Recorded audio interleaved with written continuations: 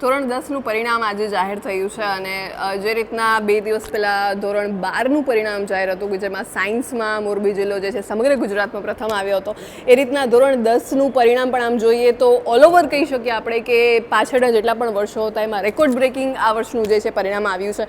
ત્યારે આ તકે આપણે મોરબીની નિર્મલ વિદ્યાલય શાળા જે છે ત્યાં પહોંચી ગયા છે, કારણ કે નિર્મલ વિદ્યાલયમાં ઘણા બધા વિદ્યાર્થીઓ અત્યારે A1 ગ્રેડની સાથે ઉત્તીર્ણ થયા છે. તો કયા પ્રકારનું રિઝલ્ટ રહ્યું છે શાળાનું તેની જ સાથે ઘણા બધા વિદ્યાર્થીઓ આપણી સાથે જોડાયા છે, એમના વાલી, એમના પેરેન્ટ્સ આપણી સાથે જોડાયા છે. એટલે બધાની સાથે વાતચીત કરીએ. સૌથી પહેલાં તો મોરબી અપડેટમાં બંને આચાર્ય સાહેબ જે છે કે ધોરણ 1 થી 10ના આચાર્ય સાહેબ બરાસરા સર જે છે આપણી સાથે જોડાઈ રહ્યા છે. ત્યારબાદ 11-12 સાયન્સના આચાર્ય સાહેબ એટલે કે નિલેશ કુંડારિયા સર આપણી સાથે જોડાય છે. બંનેનું મોરબી અપડેટમાં હાર્દિક સ્વાગત છે સર. ધોરણ 10નું આટલું સુંદર પરિણામ જે અત્યારે આવ્યું છે, ટોટલ A1 ગ્રેડમાં કેટલા વિદ્યાર્થીઓ આવ્યા છે? A1 ગ્રેડની અંદર ટોટલ 44 વિદ્યાર્થીઓ. અરે વાહ, 44 વિદ્યાર્થીઓ છે, એમાંથી માત્ર 10 વિદ્યાર્થીઓ અત્યારે આપણી સાથે જોડાઈ રહ્યા છે. તો તમારા કેમેરામાં સમાઈ ન શકત એટલા માટે મેં આટલા વિદ્યાર્થીઓને બોલાવ્યા. યસ. સો આટલું સુંદર પરિણામ જે છે આવ્યું છે આ વખતે ધોરણ 10નું નિર્મલ શાળાનું. અને ટોટલ આપણે જોઈએ તો કેટલા ટકા અત્યારે શાળાનું આપણે કહી શકીએ પરિણામ? શાળાનું પરિણામ 98.06% છે. ઓકે. અને આમે અમારી શાળાની અંદર પહેલેથી પરિણામ હંમેશા 95 થી 100%ની વચ્ચે જ રહ્યું છે. હા. અને દરેક વખતે અમે એવું માનીએ છીએ કે અભ્યાસમાં વિદ્યાર્થી છે ને એ જ કેન્દ્રમાં હોવો જોઈએ, અને એ કેન્દ્રમાં રાખીને જ અમે હંમેશા પ્રયત્ન કરતા રહેલા છે. અને એની સાથે સાથે અમને વાલીગણ પણ એવો સરસ મળ્યો છે કે જે પણ અમને સારો એવો રિસ્પોન્સ આપે છે. એટલે આ તબક્કે તમારા માધ્યમ દ્વારા ખાસ મેં કહીશ કે આનો જસ અમે એકલા લેવા નથી માગતા. એની સાથે સાથે વિદ્યાર્થીઓ તો ખરા જ, મારા ટીચરો છે એને પણ એટલી મહેનત કરી છે અને વાલીઓએ પણ અમને એટલો રિસ્પોન્સ આપ્યો છે, એને કારણે આવું જળહળતું સારું પરિણામ અમે મેળવી શકીએ. યસ. ને આ વર્ષનું તો આમ જોઈએ તો સમગ્ર રિઝલ્ટ આપણે કહી શકીએ પાછળના ઘણા વર્ષો કરતાં રેકોર્ડ બ્રેકિંગ રિઝલ્ટ આવ્યું છે. અને સરે કઈ રીતના કે સમગ્ર આખું એક ટીમ જે છે, ટીમ વર્ક આપણે કહી શકીએ કે આચાર્યથી માંડીને તમામ શિક્ષકો જેટલા ભણાવી રહ્યા છે, વિદ્યાર્થીઓની સાથે એમના માતા પિતા, બધા જનું એક કહી શકીએ એક ટીમ વર્ક થયું છે, ત્યારે આટલું સુંદર રિઝલ્ટ જે છે જોવા મળે છે. સર, આટલું સુંદર રિઝલ્ટ આવ્યું છે, પાછળ આપણે નિર્મલ શાળામાં કઈ રીતના વિદ્યાર્થીઓને ભણાવવામાં આવતું છે, કયા પ્રકારની એક્ઝામ કેટલી લેવાતી હોય છે, શું કહીએ એના વિશે? દર મંથમાં પણ એક એક્ઝામ લેવાય છે. આ ઉપરાંત એની જે 3 કસોટી હોય એ કસોટીઓ તો લેવાય જ. ઉપરાંત જ્યારે પૂર્ણ પરીક્ષા છે, પૂર્ણ 100 માર્કની જે પરીક્ષાઓ છે એવી પણ 3-4 પરીક્ષા છે તેની લેવામાં આવે છે. છેવટ સુધી વિદ્યાર્થીઓને બોલાવીને એની સાથે બેસીને એની સાથે ચર્ચા કરીને એને કંઈ મૂંઝવણ હોય, મુશ્કેલી હોય તો એનું પણ અમે હંમેશા સમાધાન કરતા રહેલા છીએ. એનું જ આ પરિણામ છે. એટલી બધી પરીક્ષા, બોર્ડની પરીક્ષા પહેલા જ લઈ નાખો કે બોર્ડની પરીક્ષા એટલે ડર જ ના રહે. બિલકુલ. યસ. આપણી સાથે અત્યારે 11-12 સાયન્સના આચાર્ય સાહેબ એટલે કે નિલેશ કુંડારિયા સર આપણી સાથે જોડાય છે. મોરબી અપડેટમાં આપનું સ્વાગત છે. સર, 12 સાયન્સનું રિઝલ્ટ પણ આટલું સરસ આવ્યું કે મોરબી જિલ્લો જે છે સમગ્ર ગુજરાતમાં પ્રથમ આવ્યો છે, ત્યારે હવે આ બધા ધોરણ 10ના વિદ્યાર્થીઓ એમ કહી શકે કે હવે ત્યાં જ આગળ જવા જઈ રહ્યા છે, તો એમને તમે શું મેસેજ આપશો? ખાસ તો મોરબી જિલ્લાના તમામ સંચાલકોને આ તકે હું અભિનંદન આપવાનું ચૂકીશ નહીં, કેમ કે મોરબી જિલ્લાની અંદર 681 વિદ્યાર્થીઓએ A1 ગ્રેડ પ્રાપ્ત કર્યો છે. આપણા સમગ્ર જિલ્લા માટે બહુ ગૌરવની ક્ષણ છે અને બહુ મોટી વાત છે. એટલે આમ બી દિન પ્રતિદિન આપણે જોવા જઈએ તો છેલ્લા 5 વર્ષના રિઝલ્ટનો અભ્યાસ કરવામાં આવે ગુજરાત માધ્યમિક અને ઉત્તર માધ્યમિક શિક્ષણ બોર્ડનો, તેમાં મોરબી છે એ આગળ કદમ વધારતું જાય છે. અને લાસ્ટમાં તમે જોયું કે વિજ્ઞાન પ્રવાહની અંદર સમગ્ર રાજ્યની અંદર એ પ્રથમ ક્રમે રહ્યું. એવી રીતના આટલા A1 ગ્રેડ લાવવા એટલે એક શિક્ષણનું સ્તર આ ઊંચે લઈ જવા માટે મોરબીના તમામ સંચાલકો, શાળાઓના આચાર્ય, તમામ શિક્ષકગણ આ બધાએ અભિનંદનને ધન્યવાદને પાત્ર છે. તો પહેલાં તો આપણે એમને ધન્યવાદ પાઠવીએ. સાથે સાથે આ જે ઉચ્ચતમ પરિણામ આવે છે એટલે વિદ્યાર્થીઓને 2 પ્રશ્ન થાય કે હવે કઈ સ્ટ્રીમમાં જવું, પોતાનું કેરિયર છે તે કઈ દિશામાં એને આગળ વધારવું. તો એના માટે એના જે પ્રશ્નોનું સોલ્યુશન પણ હવે મોરબીની અંદર જ સરળતાથી થઈ શકે છે. જેમ કે જે વિદ્યાર્થી સાયન્સની સારી સ્કૂલમાં ભણવા માગે છે એ બધા માટે સાયન્સની વ્યવસ્થા અહીંયા ઉપલબ્ધ છે. સાયન્સ પછીની જે કોમ્પિટિટિવ પરીક્ષાઓ આવતી હોય છે, જેમ કે JEE એન્જિનિયરિંગની કોમ્પિટિટિવ પરીક્ષા છે, નીટ છે, એ આપણે મેડિકલ એન્ટ્રન્સ ટેસ્ટ છે, આ બધી પરીક્ષાનો પણ સારામાં સારી રીતે ઉકેલ અહીંયા કેવી રીતના મળી શકે, એમાં પણ આપણા વિદ્યાર્થીઓ આગળ કેમ છે. હું તમને બેન દ્રષ્ટાંત માટે એક વાત કરીશ. અમારી સંસ્થાની હું વાત કરું લાસ્ટ યરની, તો 26 વિદ્યાર્થીઓએ નીટની એન્ટ્રન્સ એક્ઝામ આપી અને last year medical admission committee દ્વારા પ્રવેશ મેળવ્યો હતો. આ વખતે નીટની એક્ઝામ હમણાં ગયા વીકમાં પૂરી થઈ. અમે બધા પાસે રિવ્યૂ જાણ્યો, બધા વિદ્યાર્થીઓનું માર્ક્સ મળ્યા એમાં મને અંદાજ છે કે 40 કરતાં વધારે વિદ્યાર્થીઓ આ વખતે મેડિકલમાં અરે પ્રવેશ વાહ, થશે. શું વાત તો એક સ્કૂલ અમારા માટે આ વાલી અને ખાસ આ તકે હા મોરબી જિલ્લાના તમામ વાલી અને વિદ્યાર્થીઓએ જે અમારા ઉપર ભરોસો મૂક્યો છે અને અમને નિમિત્ત બનાવ્યા છે ભગવાને કે આ કામ તમે કરો યસ અને એની અંદર અમને જે આ સફળતા મળે છે એના માટેનો જસ છે એ વિદ્યાર્થી વાલી અને અમારા શિક્ષકોને છે કે જે લોકો સતત એના વિદ્યાર્થીઓને ફોકસ રાખી અને જે જોઈતું કામ છે એ કરે છે અને વિદ્યાર્થીઓને માર્ગદર્શન કરતા રહે છે. તો ફરીથી આજે જે પરિણામ મેળવ્યું છે દરેક વિદ્યાર્થીઓને ખૂબ ખૂબ અભિનંદન આપું છું અને કદાચ કોઈ વિદ્યાર્થીને પરિણામની અંદર થોડુંક નબળું રિઝલ્ટ આવ્યું હોય તો એને નાસીપાસ થવાની જરૂર નથી. આ કોઈની છેલ્લી પરીક્ષા નથી. ઈશ્વર બધાને ફરીથી તક આપે છે અને નેક્સ્ટ એ તૈયારી કરી અને ફરીથી સારી રીતે પરીક્ષા આપવી. પરીક્ષા એ જીવનનો એક ભાગ છે, જીવન નથી. આના સિવાયનું આપણું જીવન છે અને એના માટે આપણે તૈયાર રહેવું જોઈએ અને એના માટે કોઈને માર્ગદર્શનની જરૂર હોય તો મોસ્ટ વેલકમ. અને ખાસ આજે બીજું એક મેસેજ એ આપીશ કે વિજ્ઞાન પ્રવાહ અને સામાન્ય પ્રવાહના એડમિશનની ઇન્ક્વાયરી આજથી શરૂ થઈ ગઈ છે. કોઈ લેવા ઈચ્છિત હોય તો ચોક્કસ આજે જ સંપર્ક કરે. અસ્તુ, નમસ્કાર. થેન્ક યુ સો મચ બંને સર આપણી સાથે અત્યારે જોડાયા અને કયા પ્રકારે મહેનત થતી હોય છે અહીંયા શાળામાં એ પણ જાણ્યું. હવે જે વિદ્યાર્થીઓ આટલું સુંદર રિઝલ્ટ લઈને આવ્યા છે એમની સાથે પણ વાતચીત કરીએ. શું નામ છે તમારું? ગઢિયા ભાવિન વિરેનભાઈ. કેટલા માર્ક્સ આવ્યા તમને? 575 માર્ક આવ્યા છે અને 95.83%.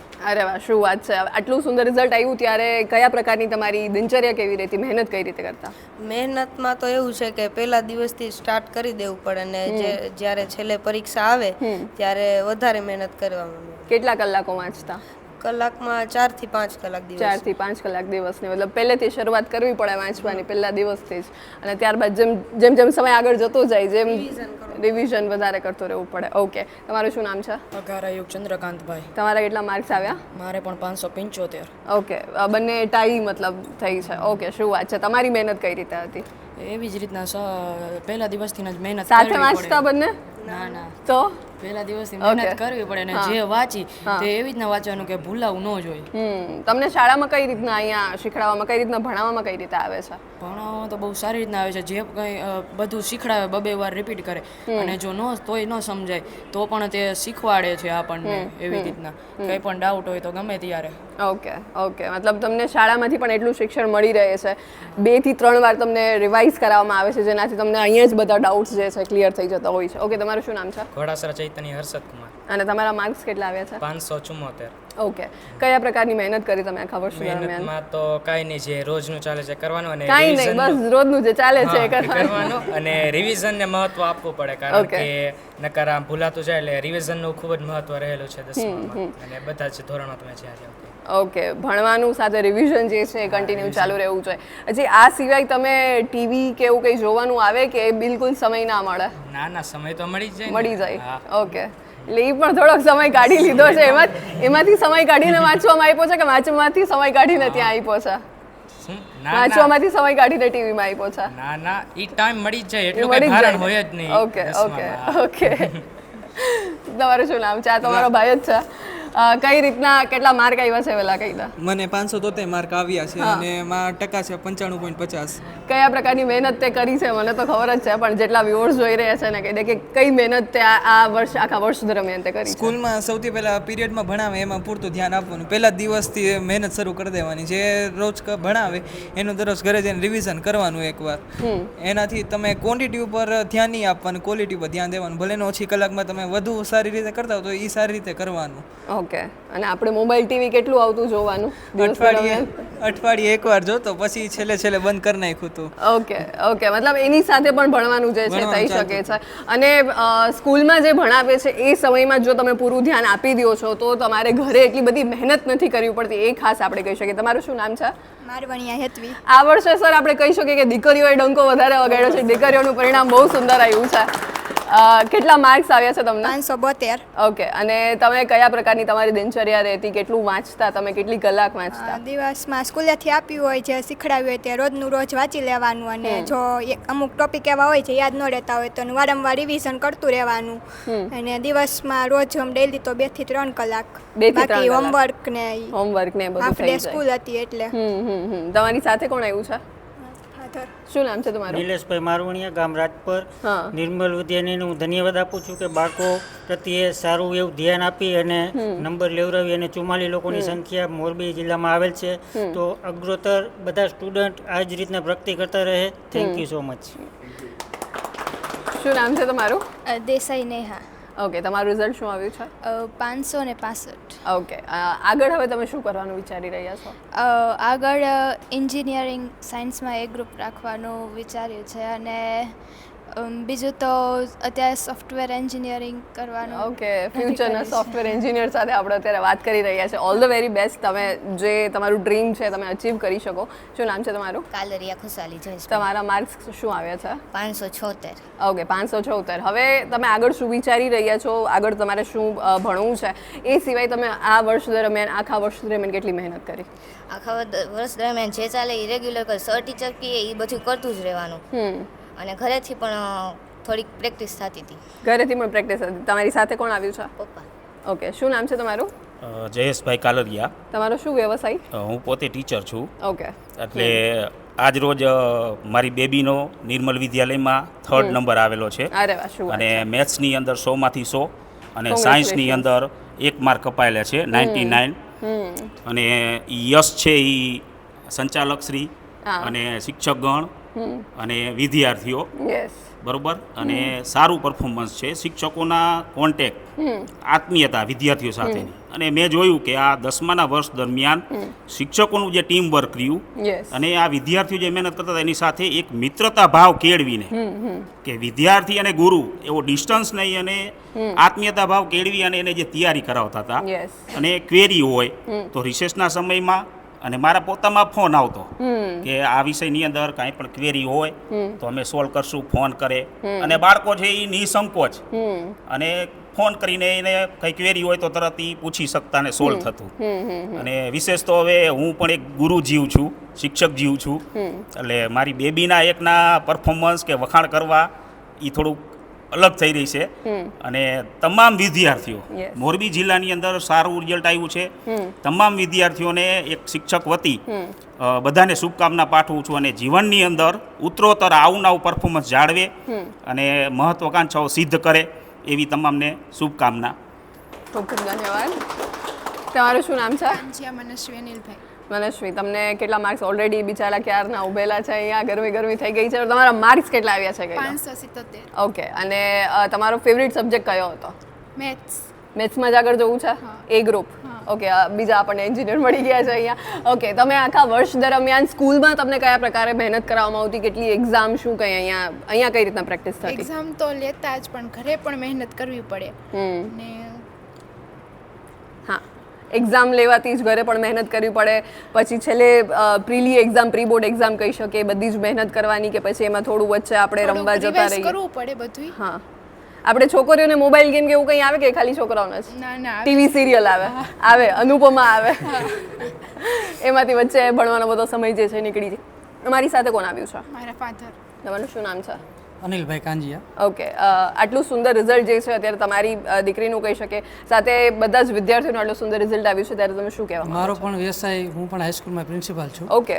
અને મારી બેબી નિર્મલ વિદ્યાલયમાં થ્રુ આઉટ LKG થી માંડીને ફર્સ્ટ જ આવી છે. ઓકે. અને અત્યારે 10મા ધોરણની અંદર સેકન્ડ છે, 99.77 PR છે. ઓકે. અને 96.14% છે. અને આગળ એને એ ગ્રુપની ઈચ્છા છે, એટલે એને એમાં આગળ વધવાનું છે.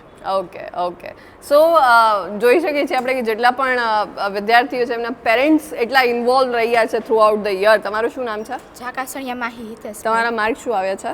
મારે 578. ઓકે, અને આગળ શું કરવાનું વિચારી રહ્યા છો? એન્જિનિયરિંગમાં. એન્જિનિયર, બધા આ વખતે એન્જિનિયરનો સ્લોટ જે છે મને વધારે દેખાઈ રહ્યો છે.